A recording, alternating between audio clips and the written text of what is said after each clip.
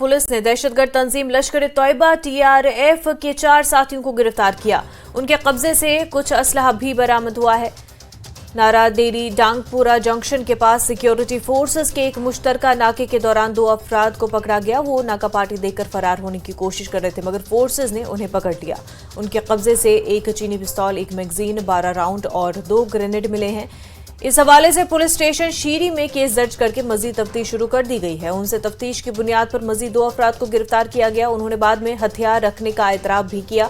उनकी निशानदही पर ही 2 ग्रेनेड बरामद किए गए। मालूम हुआ कि ये चारों दहशतगर्दों के साथ ही मुदस्सिर अहमद शेख के लिए काम कर रहे थे, जो पहले ही पीएसए के तहत बंद है। गिरफ्तार अफराद में गुलाम हसन मीर, मुख्तार अहमद खान, अल्ताफ अहमद राथर और फारूक अहमद नकीब शामिल हैं और इस हवाले से मजीद जांच जारी है।